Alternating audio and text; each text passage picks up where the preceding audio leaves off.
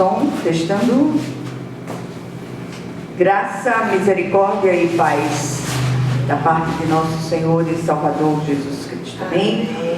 Nós vamos abrir nossa Bíblia hoje na segunda epístola de Paulo aos Coríntios, capítulo 12, e vamos ler daqui apenas um versículo, é o versículo 7.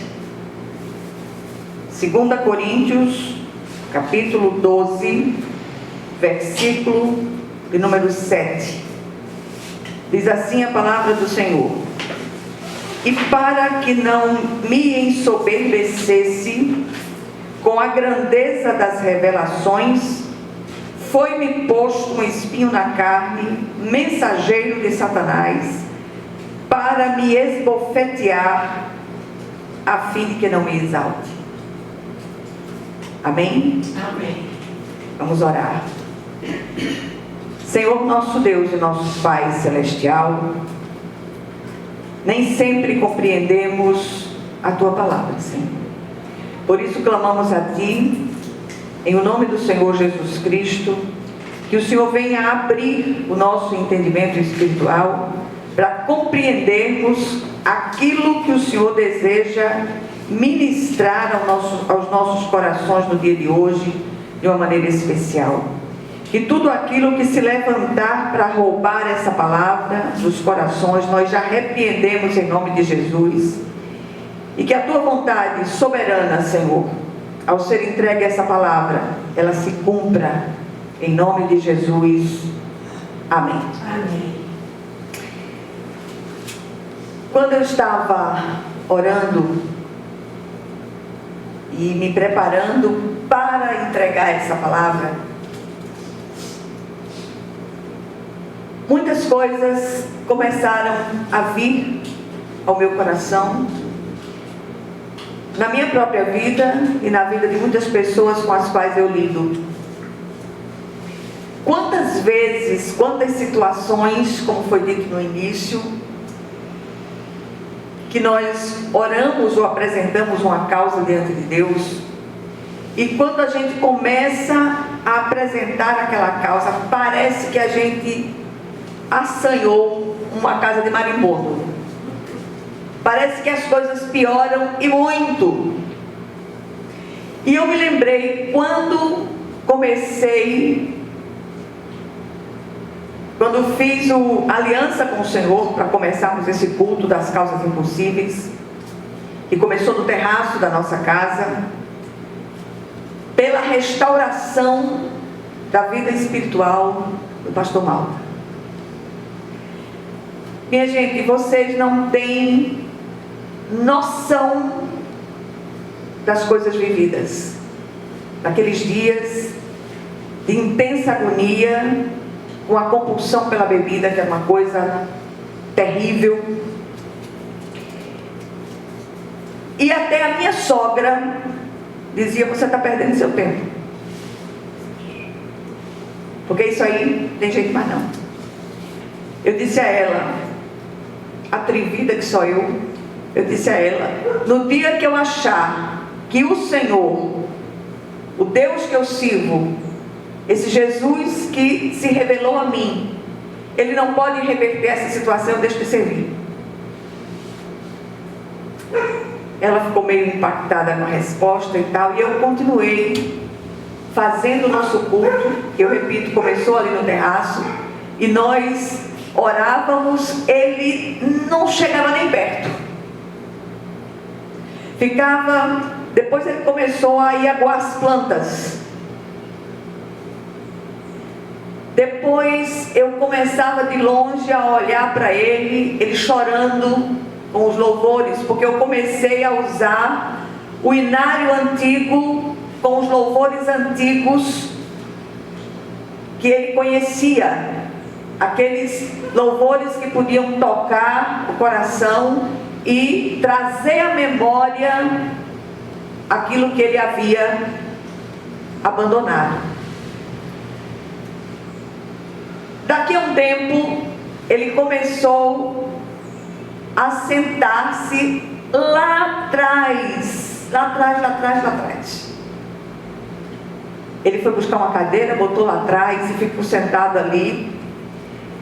E o tempo vai passando, e os agires de Deus. Por que é que eu estou dando esse testemunho? Vocês já sabem, muitos já sabem, mas é importante que seja dito e redito.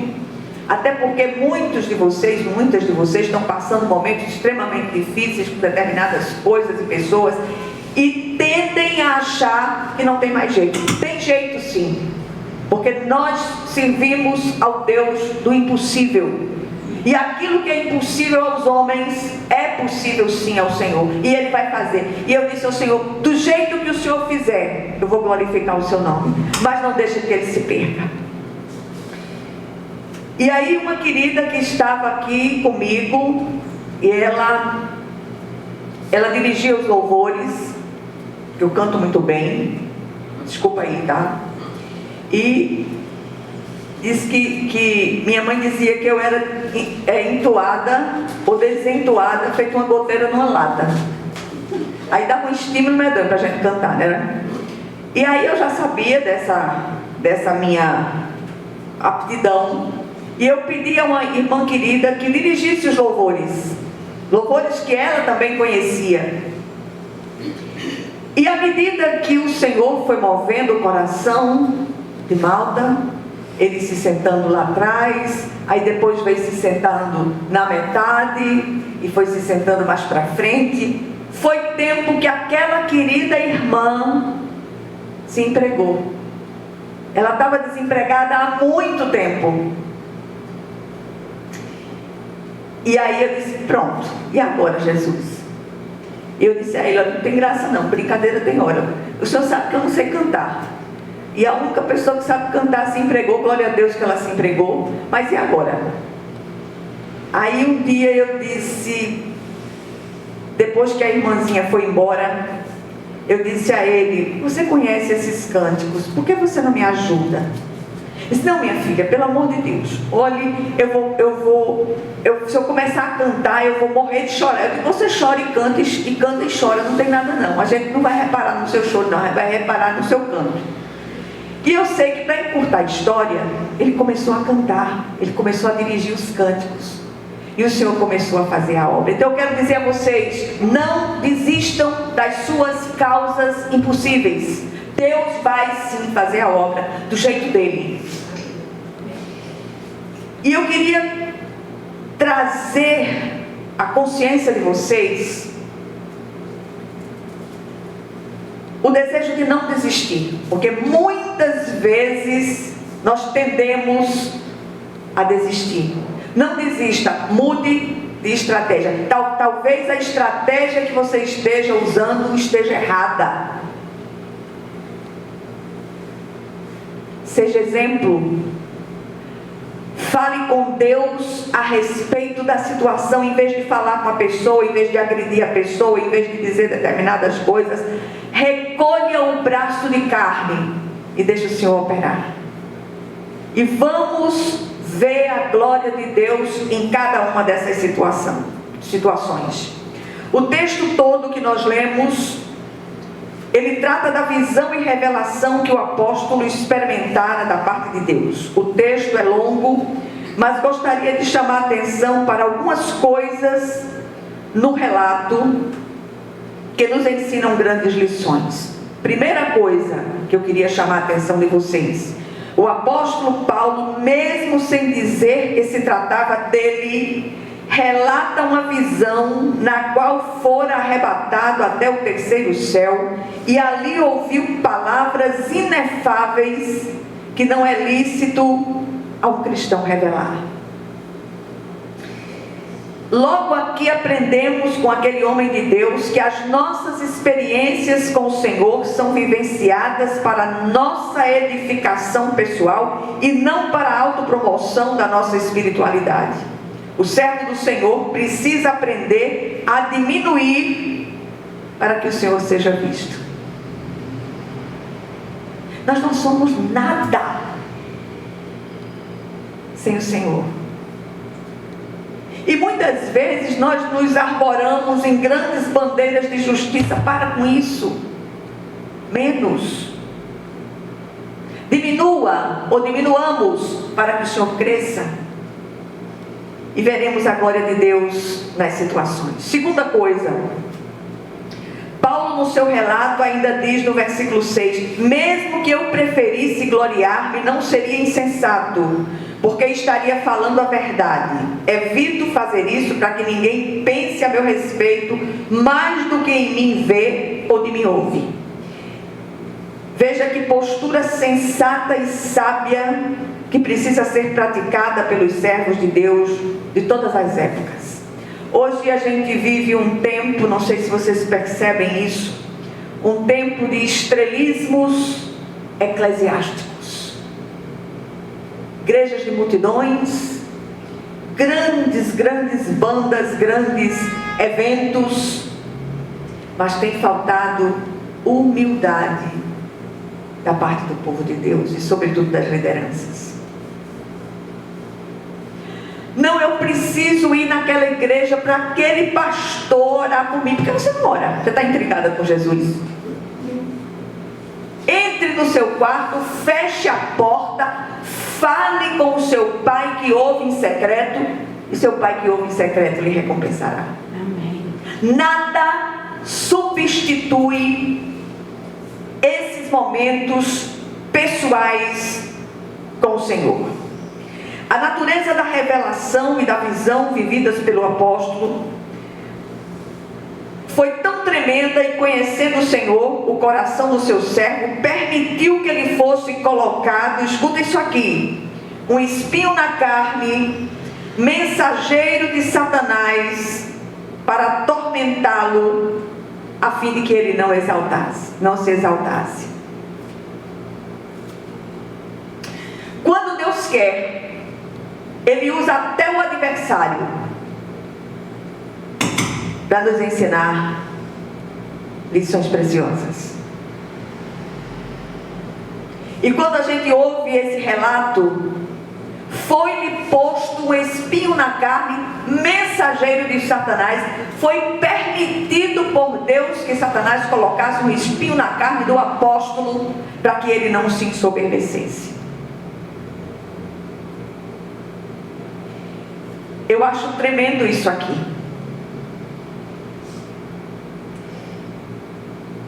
Qual era o espinho na carne de Paulo? Ninguém sabe. Há muitas conjecturas. Uns dizem que o espinho era a constante perseguição dos judeus. Outros falam de uma oftalmia crônica, que ele já estava quase cego. Chega-se até a falar em convulsões, mas não há nada conclusivo em relação a essa questão. O que se sabe ao certo é que era algo incômodo que o atormentava, mas não impedia que ele fizesse a obra de Deus.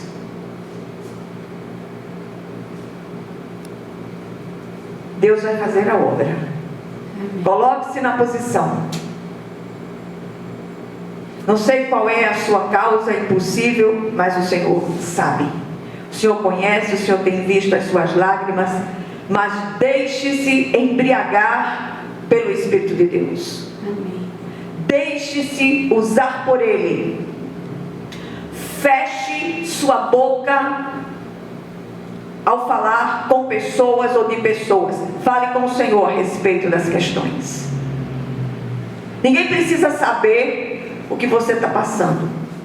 Não adianta confrontar filho, marido, irmã, seja lá quem for, em relação a determinadas coisas. Entra no teu quarto, fecha a porta e fala com o papai em secreto, e ele em secreto vai te recompensar. Em quarto lugar, o apóstolo ainda rogou ao Senhor que o livrasse de tal incômodo. Diz Paulo em seu relato nos versículos 8 e 9: 3 vezes roguei ao Senhor que eu tirasse de mim, mas ele me disse: minha graça é suficiente para você, pois o meu poder se aperfeiçoa na fraqueza.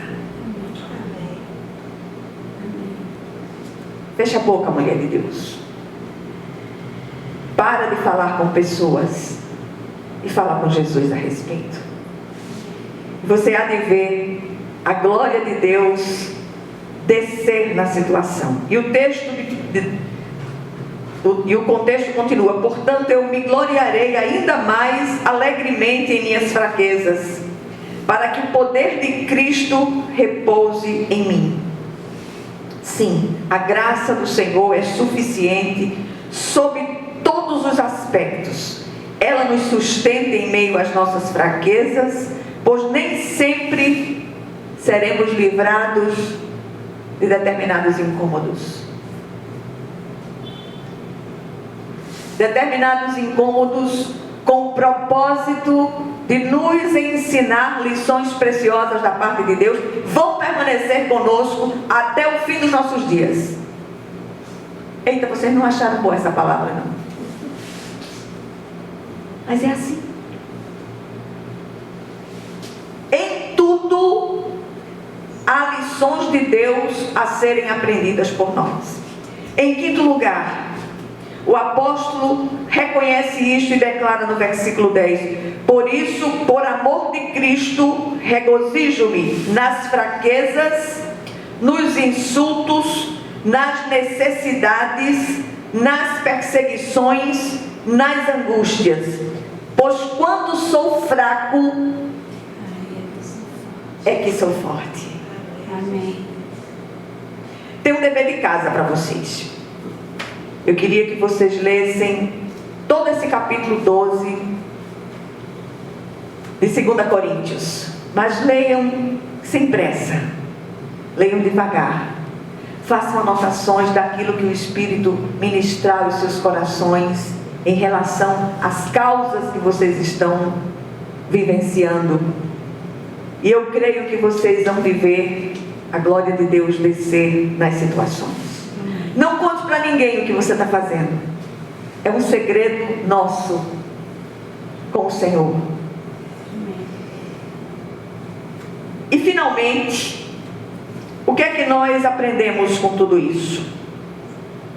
O Senhor usa os incômodos espinhos, escuta isso aqui, para estourar os balões do nosso orgulho. Ah, mas eu não sou orgulhosa, é nada. E como somos? Somos todos. Se não somos numa área, somos noutra, mas há balões de orgulho que precisam ser estourados. Eles podem vir de diferentes formas. Podem ser pessoas, situações, enfermidades, inclinações da carne. Esses são os espinhos, viu? O leque de possibilidades é grande. Contudo, a graça do Senhor deve nos bastar. Pois há espinhos que permanecerão conosco, repito, até a nossa partida dessa terra. Mas a glória de Deus prevalecerá nas nossas vidas, nas nossas encrencas, nas nossas agonias, nas nossas inquietações, em nome de Jesus. Amém. Tudo que temos, sabemos ou somos, vem dele e é para a glória excelsa dele.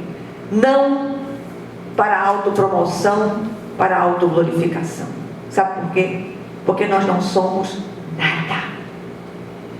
Somos tão somente meros instrumentos nas mãos do Todo-Poderoso. E isso não por causa dos nossos belos olhos. Tudo isso apesar de nós. Amém? Que o Senhor aplique essa porção da palavra aos seus corações, em nome de Jesus. Amém. Vamos orar umas pelas outras.